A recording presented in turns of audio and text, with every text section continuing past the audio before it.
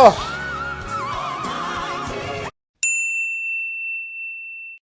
Ladies and gentlemen, bienvenue dans cette nouvelle vidéo. Je suis Kevin Monsoni, coach vocal spécialiste en gospel. Alors, aujourd'hui, on va analyser une légende du gospel, Lucrezia Campbell. Et comme le titre et la miniature en parlent bien, on va un petit peu parler des deux logiques, ok? De la logique de la musique classique opposée à celle de la musique gospel. Mais finalement, dans l'analyse, vous allez voir qu'il n'y a rien qui les oppose, mais c'est plutôt deux systèmes de pensée différents que Lucrezia Campbell va marier à la perfection. Alors, Lucrezia Campbell fait partie de ces chanteuses de gospel qui ont commencé bien sûr à chanter le gospel à l'église, mais qui au fil de leurs années, de leurs études, ont eu des formations très longues et très solides en chant classique. Et vous vous rappelez, je vous ai dit que l'un des marqueurs de l'esthétique du gospel, c'était que les chanteurs de gospel modifiaient beaucoup leur timbre en fonction de la charge émotionnelle qu'ils voulaient mettre. Et dans ce désir de toujours beaucoup vouloir modifier le timbre, eh bien, toutes celles et ceux qui ont eu des formations classiques ont utilisé certains marqueurs du timbre de la musique classique, du chant classique, pour agrémenter leur chant gospel. Donc vous allez voir, ça va vraiment être une analyse super intéressante.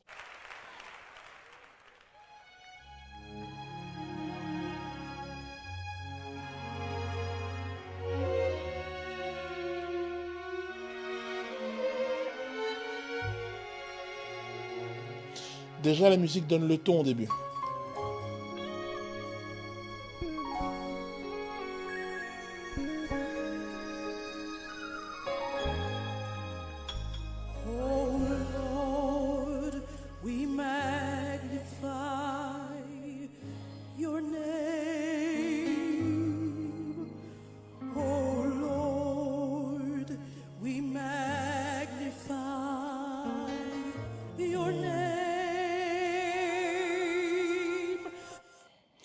Ok, vous avez vu, dès l'introduction, on sait que cette musique est pensée pour nous donner une couleur de musique classique et une couleur de gospel. La première partie de l'introduction, on est sur quelque chose de très classique. Et la deuxième partie de l'introduction, on est quelque chose de beaucoup plus gospel. Et il y a même l'orgue Hammond qui rentre dedans pour bien marquer que dans cette deuxième partie, ça va être vraiment beaucoup plus gospel. Donc vous voyez, c'est très pensé. Dès le début, elle adopte vraiment un placement plutôt classique. On sent que le voile du palais est plutôt haut, les voyelles sont plutôt assez rondes. Oh Lord, we magnify. Et à la fin de ce petit passage, Your name, elle revient sur un placement un peu plus gospel dont on a un peu plus l'habitude, c'est-à-dire que les cordes vocales s'épaississent un peu plus et le son est plus direct. On n'est plus sur une logique de son qui traverse la tête comme ça, mais là, elle va vraiment chercher cette direction-là dans la projection. Et puis on voit que en même temps qu'elle passe sur un son gospel sur le deuxième Your Name, on voit que elle va exagérer la diphtongue. Your name. Donc ça va augmenter le twang, on va avoir un effet déjà un peu plus entre guillemets appuyé, exagéré. For the awesome works you've done, and for the gift your only Son, Lord, we magnify your name, Jesus, Jesus, Jesus, Jesus. Vous avez vu le dernier?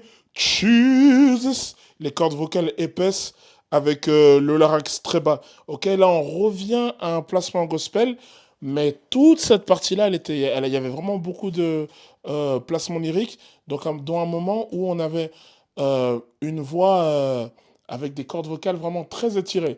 We magnify your name. Alors c'est vraiment haut pour moi, mais on a vraiment ce truc où il y avait beaucoup plus de légèreté dans la voix sur le We magnify your name. Avec une voix vraiment très légère et des cordes vocales vraiment beaucoup plus relâchées et beaucoup plus allongées.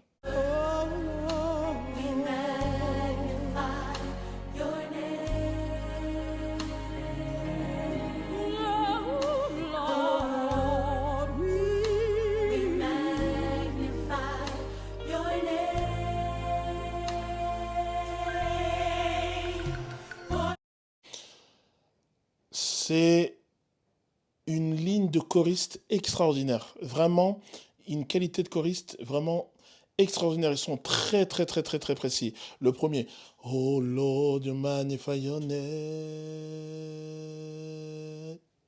Pas de vibrato. Alors, elle chante par-dessus, peut-être qu'il y a un léger vibrato à la fin, mais vraiment très plat. Et le dernier, Oh Lord, we magnify your name. Vraiment, il faut avoir un super contrôle. Alors là, on a plutôt les altis et les sopranes hein, qui chantent. Les ténors, pour l'instant, ne chantent pas. Mais il faut vraiment avoir un super contrôle pour avoir une note si nette avec un vibrato crescendo. Très, très, très bon contrôle de la part des choristes. The awesome works you've done, and for the gift your only Son. Oh Lord, we magnify your name.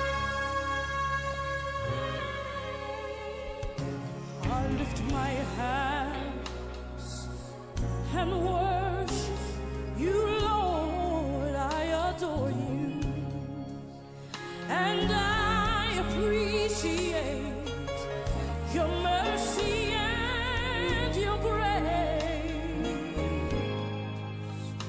I will give you my life. Please accept my sacrifice. Oh, you're worthy Yes. of all the glory and all. Yes, yes, yes, yes. Oh,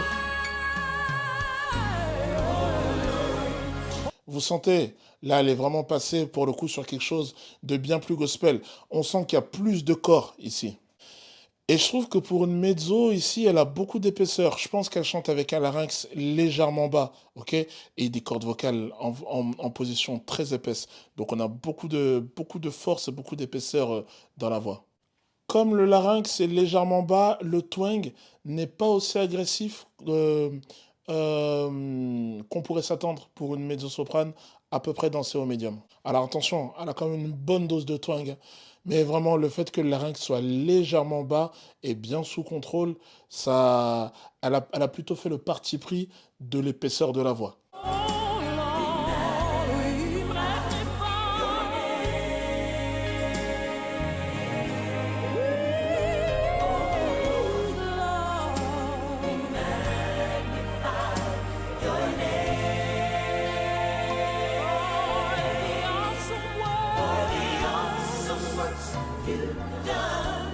and for the gift your only Son. Oh Lord, we magnify your love. Yes! Elle est là, la créativité du chef de chœur et de l'arrangeur des chœurs. For the awesome works. Vous avez vu les dynamiques qu'ils mettent, ok? Ils chantent pas seulement For the awesome works, non, For the awesome works. Le S était très appuyé et on a vraiment des dynamiques très précises. Alors, je sais pas si c'est moi, mais j'ai l'impression que les ténors sont pas mal mis en avant, que ce soit dans l'arrangement vocal, mais que ce soit aussi dans le mix. Parce que normalement, même à ce niveau-là, on entend quand même un peu plus les sopranes, mais là, les ténors, je trouve qu'ils sont un peu plus en avant que ce que j'ai l'habitude d'entendre dans le gospel. Mais en plus de ça, excusez-moi, en plus de ça, dans l'arrangement, toutes les notes où il y a de la tension, ce sont les ténors qui l'ont. Mais c'est vrai que là, les ténors ont non seulement toutes les notes où il y a de la tension, mais ils ont aussi, ils sont très en avant dans le mix. Mais en tout cas, ils ont une ligne de ténor de ouf. Hein. Mm. Mm.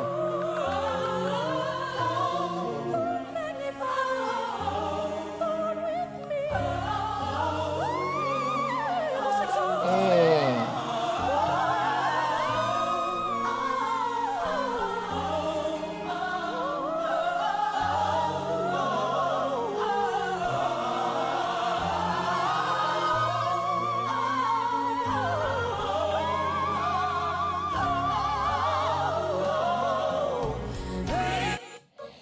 Yes. Oh, les gars, c'est pour ça que les musiques ne sont pas à opposer.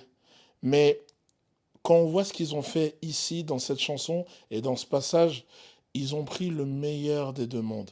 Alors attention, son placement lyrique n'est pas parfait, mais elle est dans un contexte gospel. Elle n'est pas dans un contexte où elle est dans un auditorium, où on lui demande un placement particulier.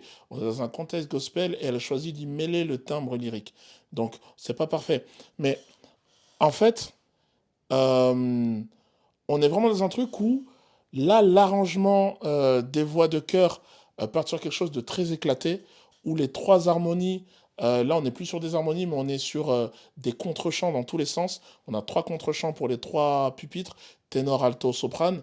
Et elle, pendant ce temps, fait ses ad-libs avec une couleur très lyrique. Donc là, on est vraiment sur des cordes vocales plus allongées. Le muscle cricothyroïdien est beaucoup plus engagé pour le coup. Et on est sur quelque chose où vraiment, vous voyez, cette intensité malgré la voix de tête, pour moi, on est vraiment sur la technique du flageolet. Ok, on l'avait vu dans d'autres vidéos, notamment la vidéo sur euh, Ryan Labiche, cette technique du flageolet qui nous permet d'avoir cette brillance en voix de tête et quand même pas mal d'intensité. Donc c'est comme ça que je l'interprète, cette sonorité que j'entends. On est bien sûr sur une sonorité beaucoup plus classique, mais moi, ça me fait vraiment penser à la technique du flageolet que je travaille dans le gospel, mais dans un autre contexte que celui-ci.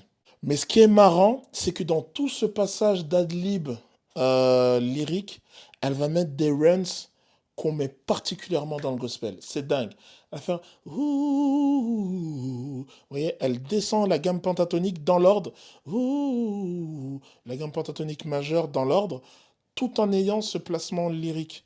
Et on voit que avec ce placement lyrique, elle a énormément de rapidité et de flexibilité dans la voix. C'est vraiment monstrueux ce qu'elle fait.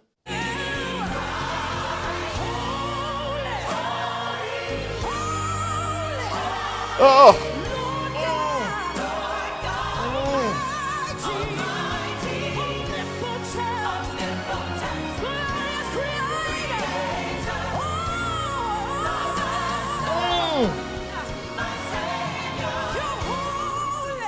Mm. Mm, mm, mm, mm, mm, mm.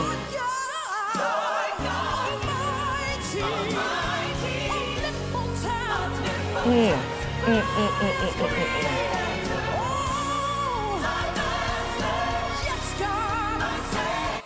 Oh, c'est pas possible. Oh, elle est extraordinaire. Là, elle repart sur un pur placement gospel. Et je vous parle sans cesse, les gars.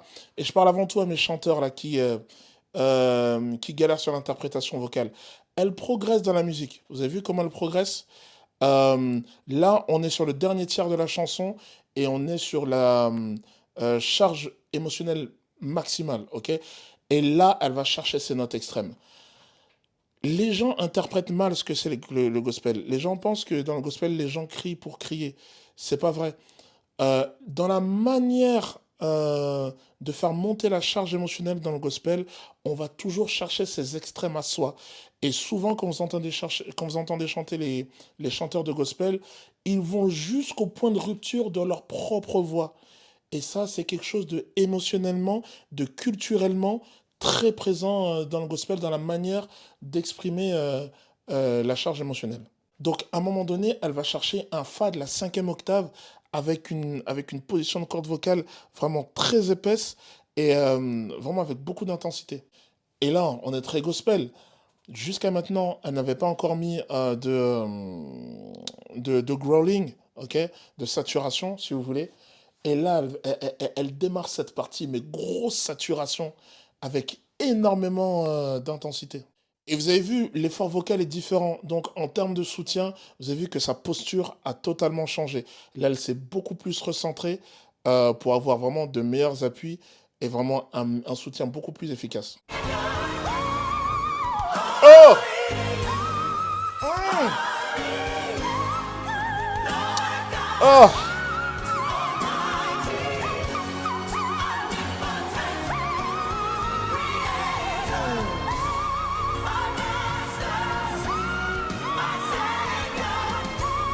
Mm.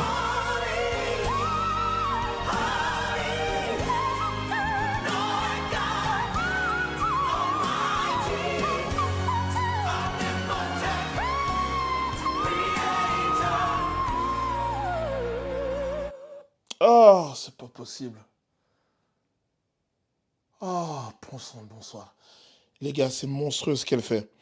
Elle repasse sur une qualité qu'on retrouve un peu plus dans le chant lyrique, mais elle va le faire avec une intensité énorme, ok? Elle va le faire avec une intensité énorme, et encore une fois, elle va le faire jusqu'au point de rupture. Quand on entend les chanteuses lyriques aller dans ces hauteurs-là, euh, on a encore cette impression de facilité, ok? Mais elle ne cherche pas à avoir un son lyrique pur. Là, elle va jusqu'à la rupture, au max de l'intensité. Et d'ailleurs, on voit son soutien commence à devenir très figé. Alors, je sais que beaucoup de coachs vocaux euh, luttent contre le fait d'être figé lors de nos soutiens, et je suis d'accord avec ça. Mais ce qu'il faut comprendre, c'est que dans le gospel, à un moment donné, euh, on va chercher des notes tellement extrêmes et de manière tellement répétitive qu'à un moment donné, on est obligé de mettre des soutiens très très très très durs. En fait, j'avais cette discussion avec une prof de chant lyrique, bien sûr, et elle me parlait un petit peu des différents coachs, des différents professeurs de chant qu'elle avait eu, des différentes forces et faiblesses des différents profs de chant qu'elle avait eu. Elle remarquait qu'il y avait des profs de chant euh, qui avaient certaines qualités, d'autres étaient très bons pour faire travailler les passages, d'autres étaient très bons justement pour faire travailler l'énergie et la force. Mais c'est vrai que ceux qui faisaient travailler l'énergie et la force, elle m'expliquait, celui qu'elle avait eu, il y avait une tendance à apporter un petit peu plus de dureté dans la voix. Mais là, à ces hauteurs-là, avec le type d'intensité qu'elle veut donner, pour moi, il n'y a pas beaucoup le choix. Et là, on voit qu'en termes de soutien, vraiment, elle est sur des soutiens très agressifs. Là, vous voyez, quand elle fait Holy, vous voyez, elle va chercher un maximum les muscles du dos. Et je pense que vu la position et vu la manière dont elle est figée, bien sûr, il y a le transverse, ça c'est sûr et certain. Depuis le début, je pense que c'est son muscle de base. Mais je pense qu'il y a aussi les obliques. Il y a aussi les obliques, et pour moi, c'est ce qui explique en partie la manière dont elle est figée, la manière des fois dont elle va chercher le muscle sur le côté. Et là, vous voyez, on passe sur cette partie où elle passe vraiment, c'est le moment en termes d'émotion le le plus puissant de toute la musique. Vous voyez, normalement dans le gospel, la charge émotionnelle maximum ne se fait pas sur les moments où on passe en voix de tête comme ça. Généralement, ça se fait pour les sopranes et mezzo-sopranes sur les moments où elles vont chercher la cinquième octave, mais elles sont plutôt sur du mixte lourd, très agressif. Ok. Mais là, elle est sur la sixième octave, elle va même jusqu'au milieu de la sixième octave. Elle est vraiment sur une voix de tête avec beaucoup d'intensité et pour moi avec un flageolet très présent, très typique du lyrique. Et en fait, là où l'arrangement est très bien fait, c'est qu'en même temps où elle passe sur cette partie-là, où la charge émotionnelle est à son max, l'arrangement des chœurs change. Tous les choristes passent une tierce au-dessus, et là on a vraiment le son agressif qu'on a l'habitude d'entendre dans ces moments de charge émotionnelle dans le gospel. Les sopranes sont full, voix mixte lourde avec un twang très très agressif. Les ténors, je les trouve encore très devant, un peu plus devant que d'habitude. Et les ténors sont vraiment d'une précision monstrueuse.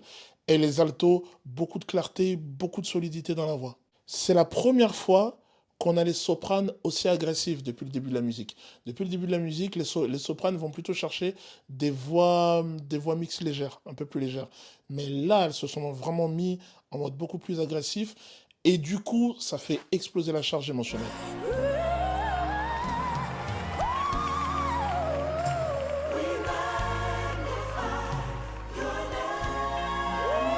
Lift our hands into the sun. God, we magnify your name.